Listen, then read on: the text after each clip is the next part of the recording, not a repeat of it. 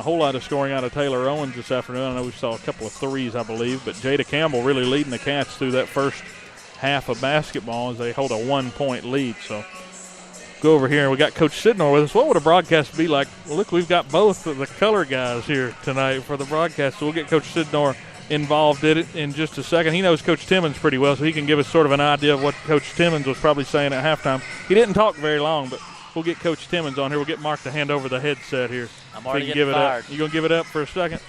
So we'll get Coach Sidnor on here. I mean, hello. What would it be like if we didn't have Coach Sidnor on? And so, Coach, you watched the first half from the stands. What was it like not having to talk the whole time? Well, I was talking up there. Can't say what I was saying, but I was talking.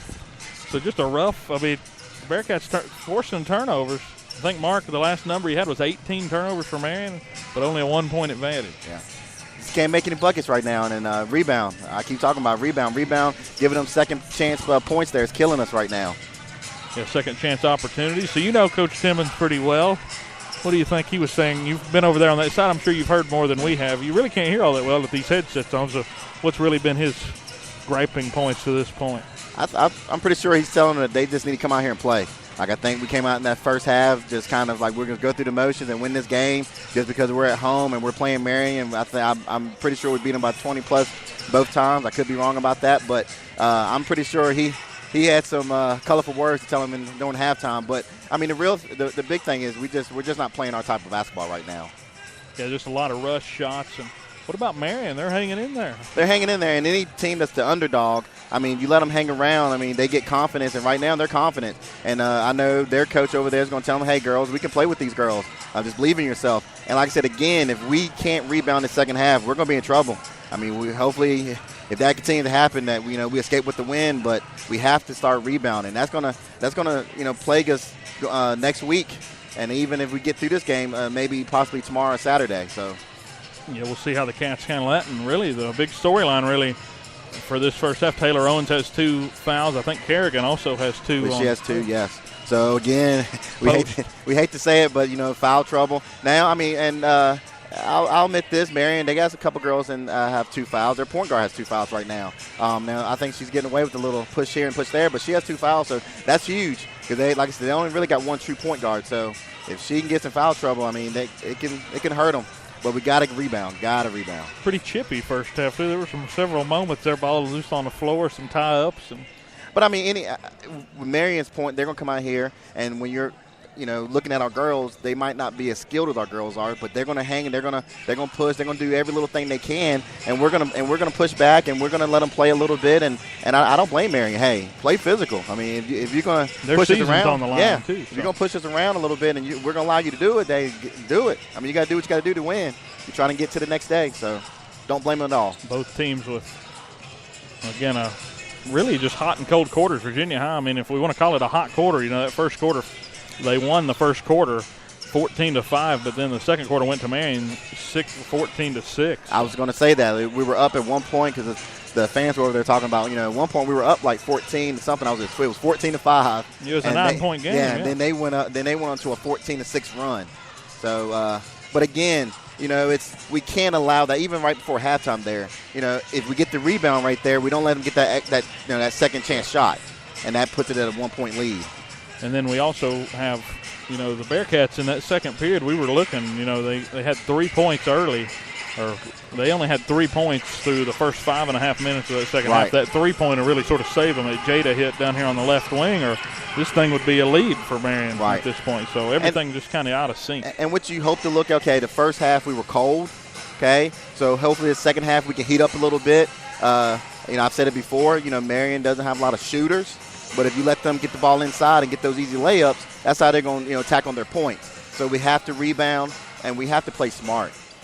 And, again, Billings coming off a 30-point outing last time out. And it's weird for the Cats, though. Those 3 scorers for them had a combined 40 points in their last game between Owens, Lee, and Campbell against Richland. So a couple of days off, but you would have thought this team would have been pretty fresh coming out at home in a playoff game. And you don't know. Again, sometimes you want the time off to rest a little bit, but if you feel like you're playing well, like, and I just don't know. Sometimes your kids, you get that time off and you get to think a little bit, and you come out here and your first shot doesn't go down, and you start forcing things, and then you look over the other, the scoreboard and the team that you feel like you're better than and hanging with you, and you kind of start pressing a little bit.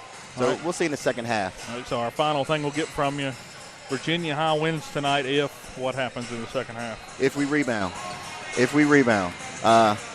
Shooting-wise, we're going to be hot and cold at different times. That's going to happen. But we have to be able to rebound. We can rebound. That's going to actually get points and offensive chances away from Marion. And like I said, Marion's not a big shooting team. So if we could just rebound, we walk away with this with a comfortable lead if we can rebound. Well, thank you for joining us, our local Virginia High expert. We had to get you on. I appreciate it. So hopefully it's not the last time this year. Hopefully we get some regional. It won't be. Okay. Well, thank you for joining us, Coach. And let's take a quick commercial break. We got about a minute to go until the second half gets underway. Cats lead 20-19 here in the semifinals of the Southwest District Tournament. You're listening to Bearcat Basketball on Spreaker Radio, the official internet home of Virginia High Athletics.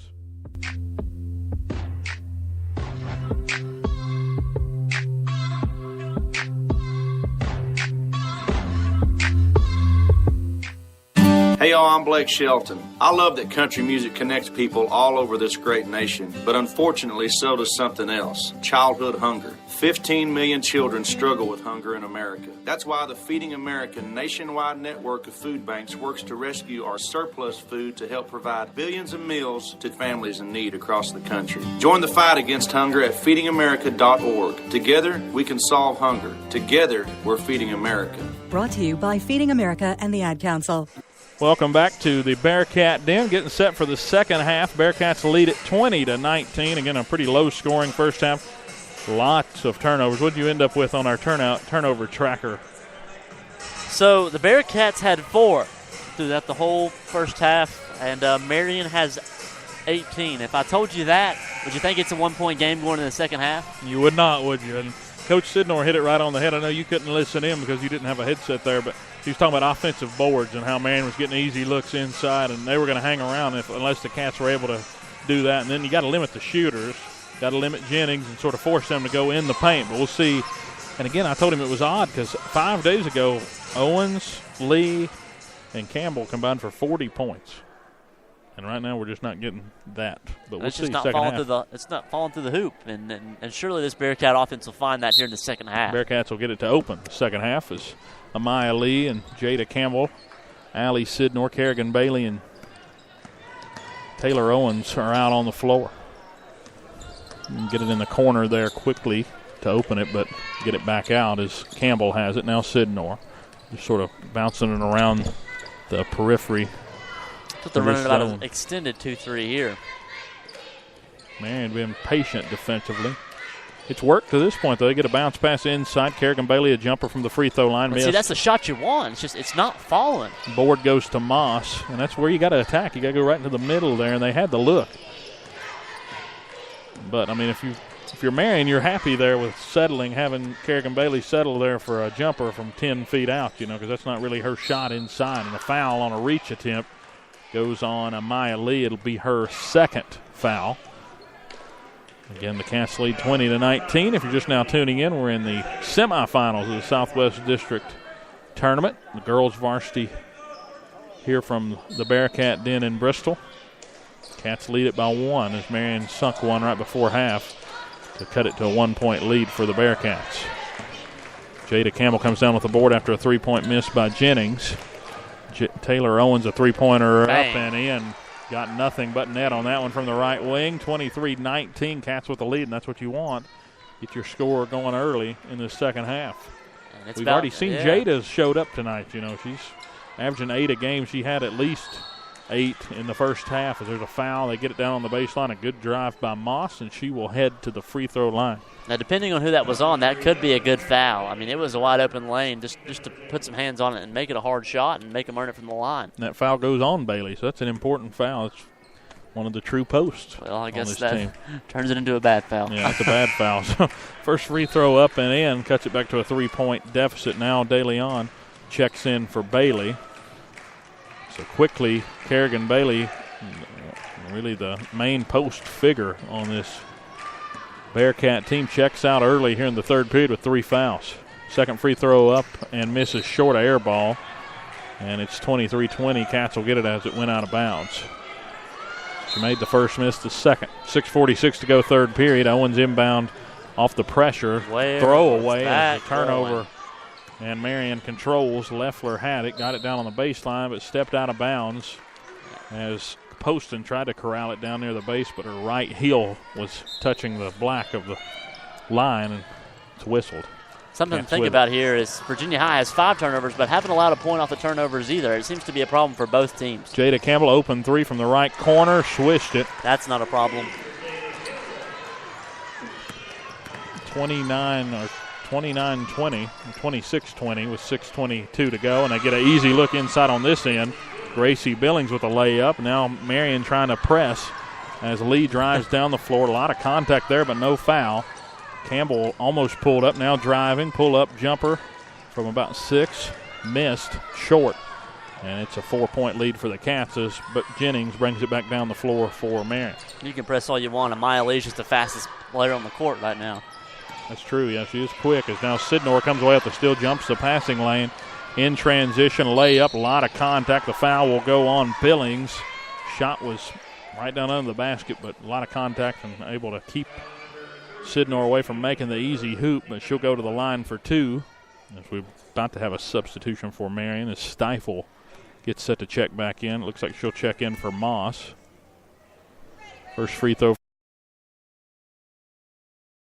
22 Cats with the lead as Moss checks out. So you got a little trend going there with the free throws? Yeah, miss, make. Let's see if we can break some trends here. That's right. Bailey's was a 1-and-1, wasn't it? So 27-22 up and in. 28-22 Cats with the lead. 5:49 to go here in the third period of the semifinals of the Southwest District Tournament. Again, the Cats, the Southwest District regular season champ. Shot, a wild shot taken by Bailey, missed. Owens comes down with the board, pushing in transition, pulls up outside the right wing. Heavy defense there, and we do have a foul called, and it will go against Jennings. That's a rough foul there. That's her third. Actually, her third. It is her third. And she got lucky she didn't get charged for an offensive foul on the other end. She's got to start playing slower if she wants to stay in this ball game. Yeah, she's the pivotal player in this Marion lineup. And it's only a 6-point game at this point. You definitely don't want her in trouble. She scored 30 in the first round win against Graham. And Marion came away with a 61-56 win there at home 2 nights ago. Amaya Lee has it now. Jada Campbell at the top. De Leon comes off of a screen. Way out from the 3-point line as Owens looks at a 3. And it looks like Marion's adjusted to a 3-2 now, starting to respect that 3-point game a little more. Owens stepped on the baseline, went down hard after she stepped out, but again, she'd already stepped out, so the turnover goes on the Cats. Coach Timmons wanting the Bearcats to pressure. She got rode the whole way out of bounds, I thought. Went down hard at the end of that. Luckily, sort of landed on her elbow there, but again, stepped out before that, and we got a turnover there off the inbounds, actually knocked out by the Cats, so it'll stay Marion ball by the pressure by Amaya Lee. 28-22 Cats with the lead. Taylor Owens checks out, and back into the game into the game for the first time tonight, Madison Lockhart, who put in significant playing time the last time the Cats played Marion. She had 9 minutes of playing time, had 6 points. We got a travel on this end. That is Poston.